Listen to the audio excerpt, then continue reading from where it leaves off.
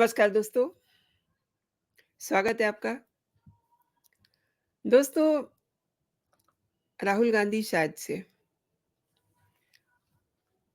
अपनी आदतों से मजबूर हैं, क्योंकि आपको याद होगा राहुल गांधी ने 11 अप्रैल 2019 में बेंगलुरु के कोलार में एक चुनावी सभा को संबोधित करने के दौरान मोदी सरनेम को लेकर के एक बयान दिया था। इसके खिलाफ भाजपा विधायक पूर्णेश मोदी ने मानहानि की शिकायत दर्ज कराई थी। सेशन कोर्ट में 4 साल तक केस चला और फैसला इसी साल 23 मार्च को आया था और मानहानि के केस को अधिकतम 2 साल की सजा मिली, जिसके चलते उनकी सांसदी चली गई थी। खैर, बाद में जब अगली कोर्ट में वो जाते हैं तो उनकी सांसदी रेस्टोर भी हुई, लेकिन वो एक ऐसे अनोखे शख्स हैं जो अपनी गलती से सीख नहीं लेते।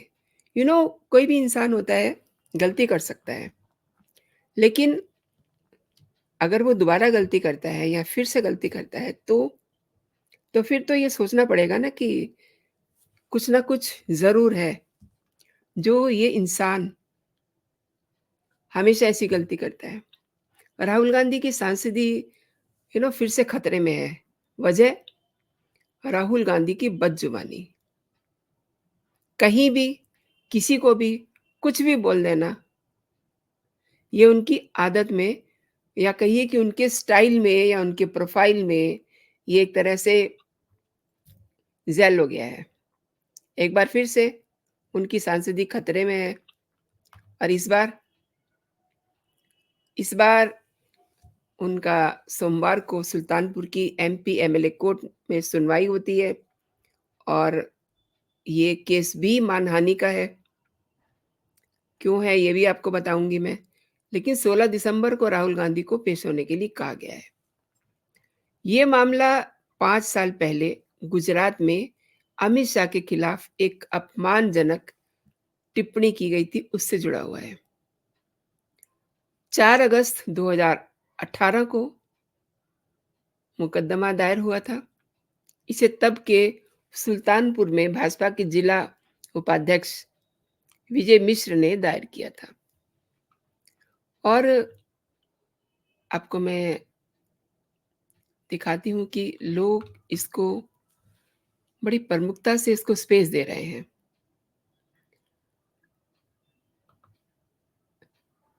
कांग्रेस सांसद राहुल गांधी के खिलाफ मानहानि मामले में सोमवार को सुल्तानपुर की एमपी एमएलए कोर्ट में सुनवाई होती है और कोर्ट ने 16 दिसंबर को राहुल गांधी को पेश होने का आदेश दिया है।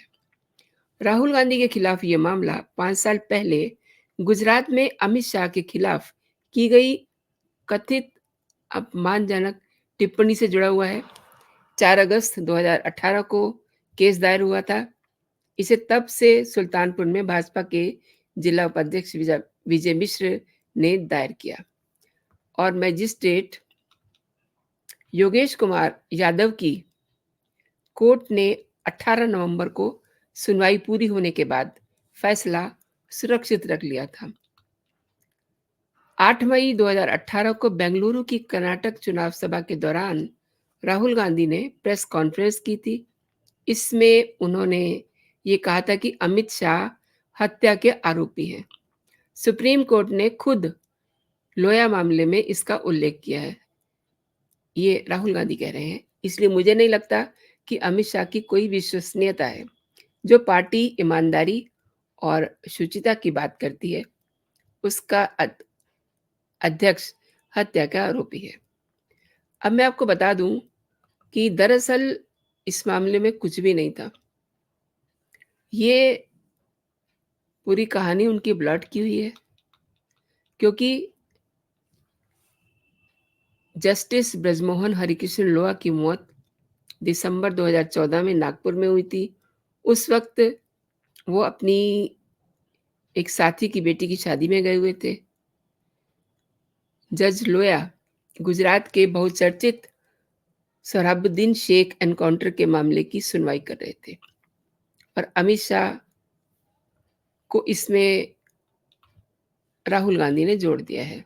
जबकि बाद में कोर्ट ने ये भी कह दिया कि ये मौत जो है नेचुरल थी। सुप्रीम कोर्ट ने भी इसे सामान्य मौत बताया और मामले की एसआईटी जांच से जुड़ी हुई याचिका खारिज कर दी गई थी। अब इस मामले की याचिकाकर्ता विजय मिश्र ने यह कहा है कि राहुल के बयान से उनकी भावनाएं आहत हुई हैं। यू नो इस तरीके के जो लोग किसी को भी कुछ भी कह देते हैं ना, तो ये वाकई में दिल को चोट पहुंचाते हैं। जैसे इन्होंने मैच के दौरान देश के प्रधानमंत्री नरेंद्र मोदी को पनौती कहा, बाज नहीं आए, उसके बाद उन्हें जेब कतरे भी कहा। ये सब शो करता है कि वो कितनी बुद्धि के मालिक हैं।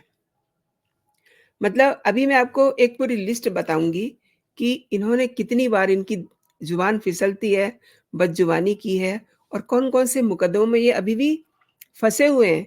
लेकिन बावजूद इसके ये इन्होंने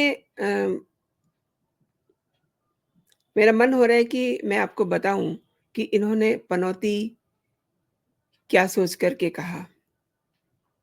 ये हमेशा देश के प्रधानमंत्री को नफ़रत की नज़र से देखते हैं और उनको नफ़रत करते-करते ये अपने देश को भी नफ़रत करने लगे हैं। इसीलिए ये मीन्स राहुल गांधी जब भी कभी विदेश जाते हैं तो वहाँ भी ये नफ़रती बातें ही करते हैं। आप सबको पता है कि खालिस्तानियों ने एक धमकी दे रखी थी कि वो लास्ट मैच के दिन वहाँ पर कोई बड़ी घटना को अंजाम दे सकते हैं। बावजूद इसके वहाँ पर गृह मंत्री अमित शाह और देश के प्रधानमंत्री नरेंद्र मोदी वहाँ मौजूद रहते हैं। इससे क्या होता है ना कि पता सबको था कि ऐसी धमकी आई हुई है, पूरे इंतज़ामात थे कि कोई घटना नहीं होगी। हालाँकि एक युवा फ़लस्तीन शर्ट पहन कर के और सिंबॉलिक तौर पे अपने पैरों में खून लगा कर के मैदान में पहुँच गया। बाद में उसको उसी समय पकड़ लिया गया और अगर देश के प्रधानमंत्री वहाँ खुद मौजूद हैं, गृह मंत्री खुद मौजूद हैं, तो आप समझिए कि वहाँ जो देश के खिलाड़ी हैं, उनका मनोबल कितना हाई रहेगा। वहाँ जो लोग बैठे हुए हैं, उनका मोरल कितना हाई रहेगा। और वो ज़रूरत आन पड़ी और जब भारत मैच हारता है, तो देश के प्रधानमंत्री ने ड्रेसिंग रूम में जा कर के खिलाड़ियों का हौसला बढ़ाया और ये कह रहे हैं कि ये देश के प्रधानमंत्री पनौती हैं। खैर जो इन्होंने पनौती और जेब कतरे कहा है, इसका भी इनसे जवाब लिया जाएगा। फिलहाल मैं ये बात कर रही थी, बात कहाँ से कहाँ पहुँच गई। बात हो रही थी कि मानहानि। विजय मिश्र ने ये कहा कि उन्हें उनकी भावनाएँ आहत हुई हैं। तो ये बात खेल के मैदान तक पहुँच गई क्योंकि जब पनौती और जेब कतरे वाली बात हुई थी तो मेरे समेत कई देश के लोगों को ये बात बहुत ही दिल में चुभी थी और ये बात चूँकि विजय मिश्र को चुभी, इसीलिए उन्होंने कोर्ट में इसको लेकर के केस दायर किया था। इसमें विजय मिश्र ने रामचंद्र और अनिल मिश्र को बतौर गवाह पेश किया था। विजय मिश्र ने बहुत सारे सबूत यानी कि यूट्यूब और अदर जो वेबसाइट्स पे चले राहुल के बयान वो सब पेश पेश किए और वकील के माध्यम से कोर्ट को ये कहा कि गवाहों के बयान और सभी सबूत राहुल को आरोपी के रूप में तलब करने के लिए अनफ है। राहुल गांधी पर इस मामले में धारा 499 और 500 में केस दर्ज है।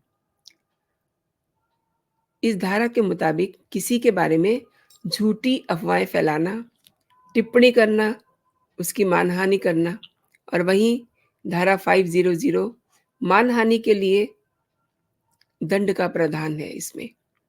इस मामले में 2 साल की जेल हो सकती है, जो एक बार राहुल पहले ही फेस कर चुके हैं। अब राहुल गांधी की तरफ से वकील के कोर्ट के सामने राहुल गांधी के वकील जो हैं कोर्ट के सामने अपने पॉइंट रखेंगे। अगर कोर्ट कन्विंस हुआ तो राहुल गांधी तलब होने से बच जाएंगे, उनको राहत मिल जाएगी, यानी कि फिर इस मामले में वादी और प्रतिवादी दोनों होंगे। अभी मैंने आपसे कहा था कि इनकी एक लंबी चौड़ी लिस्ट है, इनको आदत पड़ चुकी है, कभी भी इनकी जुबान स्लिप हो जाती है। आप देखिए 2014 में राहुल गांधी ने संघ पर महात्मा गांधी की हत्या का आरोप लगाया था। एक संघ कार्यकर्ता ने राहुल पर आईपीसी की धारा अगेन द सेम धारा 499 और 500 के तहत मामला दर्ज करवाया था। ये केस महाराष्ट्र के भिवंडी कोर्ट में इस समय चल रहा है। 2016 में राहुल गांधी के खिलाफ असम के गुवाहाटी में सेम धारा 499 और 500 के तहत मामला चल रहा है। शिकायतकर्ता के मुताबिक राहुल गांधी ने यह कहा था कि 16वीं सदी के असम के वैष्णव मठ बरपेटा 17 में संघ सदस्यों ने उन्हें प्रवेश नहीं करने दिया। अब जाहिर सी बात है, जो बात है ही नहीं तो उससे संघ की छवि को डेंट तो होगा ही ना। ये मामला अभी कोर्ट में पेंडिंग है। 2018 में राहुल गांधी के खिलाफ झारखंड की राजधानी रांची में एक और केस दर्ज किया गया। ये केस रांची की सब डिविजनल जुडिशियल मजिस्ट्रेट के कोर्ट में चल रहा है। राहुल के खिलाफ अगेन द सेम धारा 499 500 के तहत 20 करोड़ रुपए मानहानि का केस दर्ज है और इसमें राहुल के उस बयान पे आपत्ति जताई गई है जिसमें उन्होंने मोदी को चोर कहा था।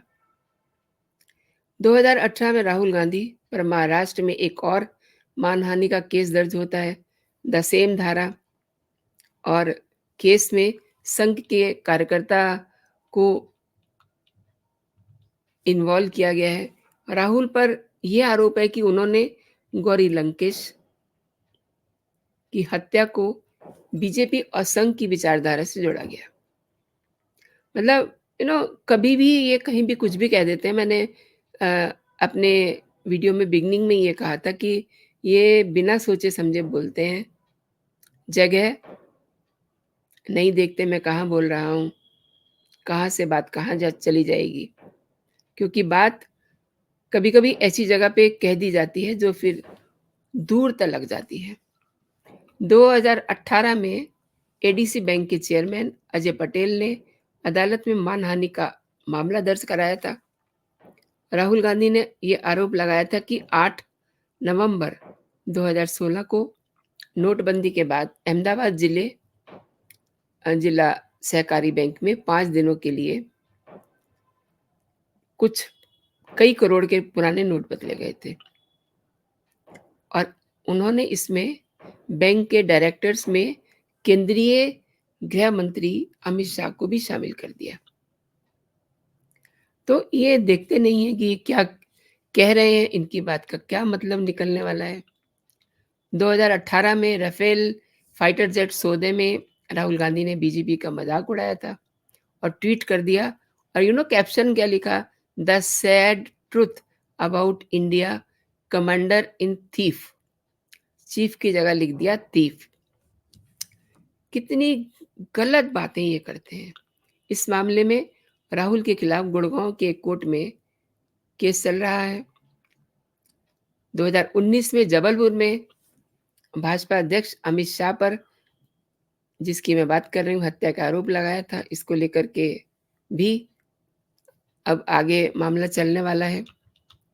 और एक बात, 2022 में राहुल ने क्या कहा?